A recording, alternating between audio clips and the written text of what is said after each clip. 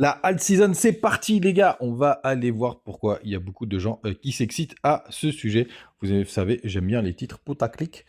Pour le coup, donc on va parler quand même de ça aujourd'hui parce que c'est vrai qu'il y a les prémices de quelque chose qui est en train de se passer. On ira voir notre ami le BTC. On ira voir plein de choses ce matin. J'ai plein de graphiques à vous montrer. C'est parti avec un BTC ce matin qui est à 54 747 $. On prend un petit 0,6%. Ether qui est un peu à la traîne. Il est en dessous des 2300 $. Le reste de l'Europe est assez verte. Il y a quelques perfs ici et là, comme Ton qui prend un joli 4%. Sinon, c'est plutôt calmos. On a LTC, lui, qui perd 2,5%. C'est à peu près pareil pour XMR. Fed qui prend un petit 3%. Et dans le bas du top 50, on a quand même TAO qui prend 3,8%.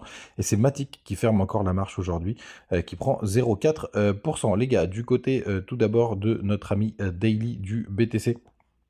Tout simplement, on est toujours dans ce petit bas de canal, mais avec un joli petit rebond. Je ne crois pas que ça va durer tant que ça. Je vais vous expliquer pourquoi, bien entendu. Mais en tout cas, si on vient retester le canal aujourd'hui, ça se situe aux 53 600 $, qui est d'ailleurs une de mes targets.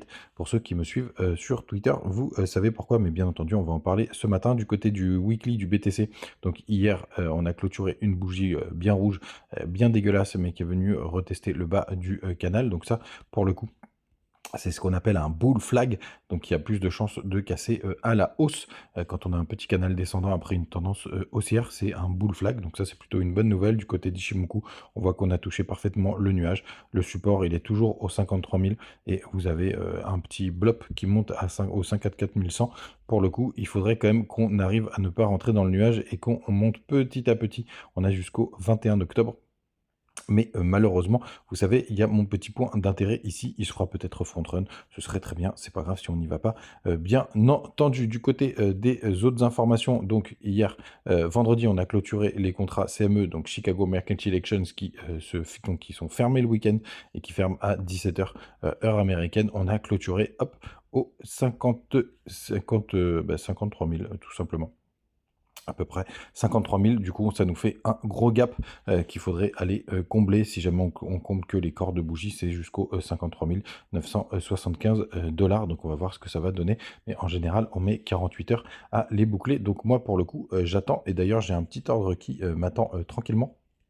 Ici, je l'ai positionné tout simplement aux 53 400 $, tout simplement juste au niveau de cette mèche, parce que pour moi, on devrait faire un retest et après ce sera un swing haussier que je vais garder un petit moment. Pour le coup, et que je vais renflouer au fil de l'eau. Vous connaissez ma stratégie d'ailleurs. Hier, si on descend sur les plus petites time frame, regardez, on va passer en 1 heure. On a eu un joli rebond, je vous le partageais sur Twitter, au 0,5 de Fibo, là où 53 000, on est juste un peu en dessous, jusqu'au pile 53 600. Donc on a été les chercher, c'était ma target principale, mais pour moi, il fallait, c'était dans l'objectif de combler le gap. Et pour le coup, on l'a pas du tout comblé parce qu'on a été le chercher, mais on est reparti derrière. C'est pour ça que pour moi, c'est pas du tout terminé. Du côté de cette semaine, qu'est-ce qui nous attend? Vous avez le 11 septembre, vous avez le Core CPI, donc c'est les chiffres de l'inflation. Donc on attend, c'est surtout ce graphique qui nous intéresse. On a des prévisions au 2,6%. Donc si on est au-dessus, c'est plutôt bearish. Si on est à 2,6%, on est dans les marchés. Et si on est en dessous, bien entendu, c'est plutôt bull. Surtout que la semaine suivante, c'est le 18 qu'on va voir les chiffres tout simplement des chiffres pardon, des taux d'intérêt. Ce sera le mercredi 18 septembre. Donc pour le coup, un mois qui continue d'être assez coquin. On va voir ce que ça va donner, les gars. Du coup, la petite news du jour, mais avant, on va aller quand même finir de regarder nos amis. Du côté de CoinGlass, pour le coup, vous voyez, malgré ce rebond, les fundings, ils sont toujours négatifs du côté de BTC. Ça faisait très longtemps que j'avais pas vu ça. Ça, pour le coup, les gars, vous pouvez retourner le problème dans tous les sens. Pour moi, c'est un indicateur de bottom local. Donc, des fundings négatifs sur BTC. Je ne sais pas si vous vous rendez compte. On a eu, même pendant toute la monnaie, des fundings positifs. Donc là, pour le coup, ça veut dire qu'on a vraiment un gros décalage et que les marchés n'intéressent pas grand monde. Et ça, c'est plutôt une très très bonne nouvelle, ces fundings négatifs. Le crypto fear and greed est toujours dans la peur. Pour le coup, on est à 26 ce matin, tout simplement, et on a eu 100 millions de liquidations hier. On va voir ce que va nous donner cette semaine. Comme d'habitude, vous avez les marchés américains qui ouvrent à 14h30 heure française. En tout cas, entre-temps, n'hésitez pas à nous rejoindre du côté de Telegram et de Twitter. On partage plein de petites news, plein de petites infos. J'ai vu que vous avez beaucoup aimé ce sujet de lecture de tokenomics là, sur ce graphique. Pour le coup, vesting, Shodl, n'hésitez pas à venir poser vos questions.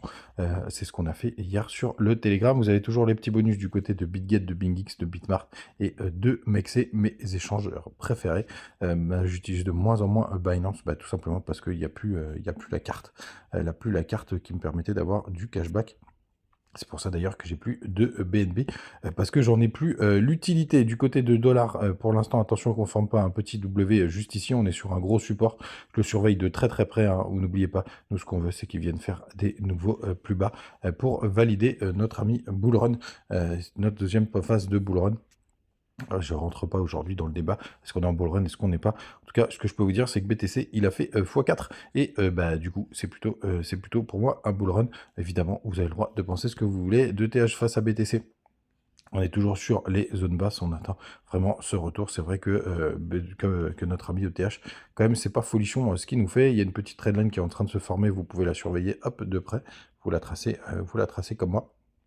Et là, pour le coup, ça peut être un signe de force si vous voyez une bougie, une God bougie, je ne sais plus comment ils appellent ça, les Américains.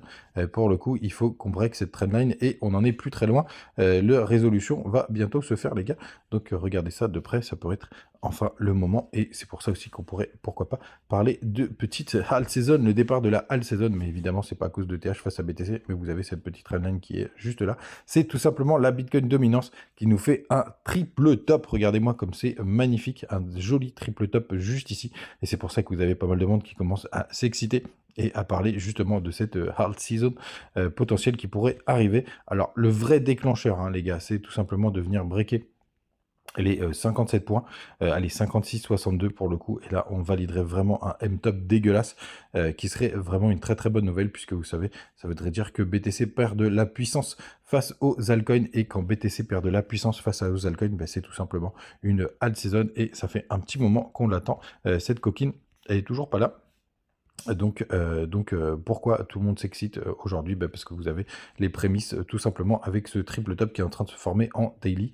En weekly, il est même très très beau, hein. Regardez comme c'est magnifique, les mèches n'arrivent pas à faire de nouveau plus haut.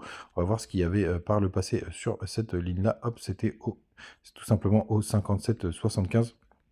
Et vous voyez, ça avait toute cette zone de travail qu'on avait juste ici, donc on se fait parfaitement rejeter. Et c'était aussi une grosse zone de travail, vous voyez, on s'arrête pas n'importe où finalement. Notre ami, notre résistance, elle n'était pas tout à fait à l'endroit où je l'avais positionné. On va la remettre, hop, on va la remettre juste ici parce que c'est beaucoup plus propre. Hop, et comme ça, vous le savez, le cours enregistre toutes ces zones, et regardez, en fait c'est un peu plus propre par rapport à ce bottom qu'on avait ici, ce retest qu'on avait juste là, et c'est cette zone de travail, donc c'est plutôt chouette. Donc pourquoi all season? Est-ce qu'on y est? Pour moi il n'y a pas encore la validation concrète. Pour moi il faudrait réintégrer cette trendline qui est d'ailleurs une grosse trendline long terme, donc ça voudrait dire qu'on a fait un joli fake out. Regardez, elle date de, hop, la première touchette, elle date de 2018, tout simplement de novembre, pardon, je dis n'importe quoi, de 2016. De 2016, elle date, donc j'espère qu'on a fait un petit fake out. De toute façon, c'est des trendlines qui sont tellement lointaines qu'il faudrait regarder en monthly. On va voir d'ailleurs ce que ça donne en monthly. Et en monthly, vous voyez, on s'est pile arrêté dessus. Comme ça, il faut prendre un peu de recul quand vous voyez qu'on traverse des grosses trendlines. Pour le coup, prenez vraiment de la hauteur avec des time frames beaucoup plus importantes. Tout simplement, je voulais vous parler de la petite crypto sur laquelle je suis rentré hier, mais ça fait déjà quasiment 9 minutes de vidéo. On en parlera, mais en tout cas, vous avez les premières informations du côté de notre ami Twitter. Et bien entendu, les gars, si vous voulez jeter un œil à cette crypto, c'est toujours pas de conseil en investissement, mais vraiment pas. Pour le coup, c'est vraiment des gènes et c'est pas sponsor. Je vais complètement arrêter, et d'ailleurs c'est déjà le cas, de faire des sponsors sur des tokens, parce qu'en général c'est quand même de la merde, et surtout si c'est pour la majorité des influenceurs, ils commencent à cracher les liquidités, et dès qu'ils ont le token ils commencent à les vendre sur leur communauté. Pas de ça chez nous. Les gars, passez une très très bonne journée, on se retrouve comme d'habitude demain, et grande surveillance sur les marchés américains, leur ouverture pourrait nous donner pas mal d'infos sur la tendance de la semaine. Ciao.